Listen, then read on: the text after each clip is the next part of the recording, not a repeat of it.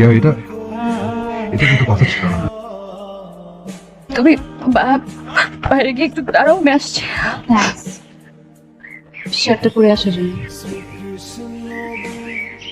এখানেই বসবে? না, চলো একটু সামনে থেকে হাঁটি। আচ্ছা, আমাকে দেখতে কেমন লাগছে? সুন্দর। আমার বাদাম আনোনি? এনেছি। যাও তাহলে। এটা কিন্তু কথা ছিল। সরি। তোমার চাকরির কিছু হলো? না। তোমাকে আমার ফ্রেন্ডের বাবার কথা বলেছিলাম। আগে তো তুমি আমার ভালোবাসার মানুষ ছিলে বলে যাওনি, এখন তো যেতে পারো।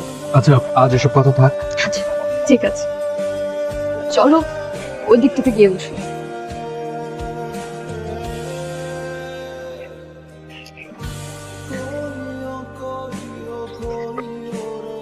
সব আমাকে দেবে, তুমি খাবেন?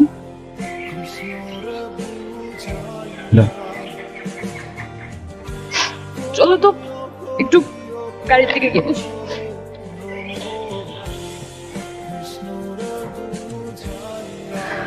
রান্না করে নিয়ে এসছো? কেন শুধু শুধু কষ্ট করতে না? আর তো কখনো সুযোগ পাবো না।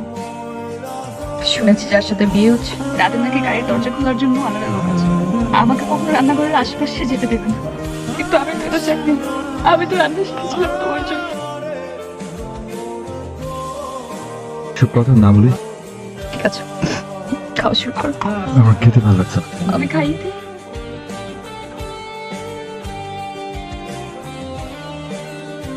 রিয়া, এটা এটা কিন্তু কথা ছিল না।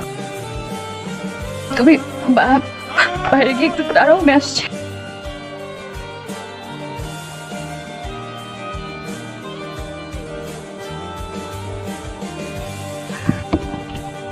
একটু পর আমার চলে যেতে হবে। আজকে নাকি আমার বিয়ে শপিং এর জন্য সবাই বের হবে। ও আচ্ছা।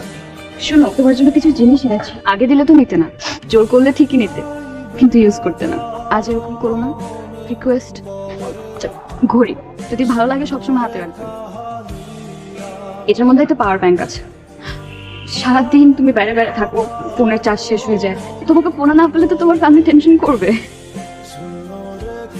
এটাও সবসময় সাথে রাখো। আর স্পেশাল টিস্যু, পাত্রে যে বসে থাকবো আর ঘাটতে থাকবো, আমি তো মুছে দিতে পারবো না, তো এটা ইউজ করবে। আর এটা দেখো, এটার মধ্যে হচ্ছে ডায়েরি। আমার সাথে যদি কখনো কথা বলতে ইচ্ছে করে ডায়েরিতে লিখে রাখবে। হুট করে একদিন এসে ডায়েরিটা চেয়ে বসবো, তখন তোমার সব জমানো কথাগুলো পড়ে না। আর এটা জেসির জন্য চকলেটস। আমি তোমার জন্য কিছু জানলাম না। কে বলেছে? এনেছো তো। এই যে আজকের দিনটা তোমার কাছ থেকে তো এটাই চেয়েছিলাম আমি।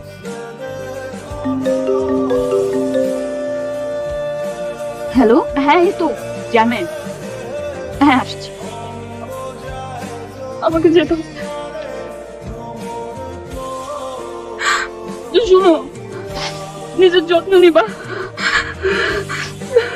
ভালো থাকবা, সবার সাথে ভালোভাবে থাকবা।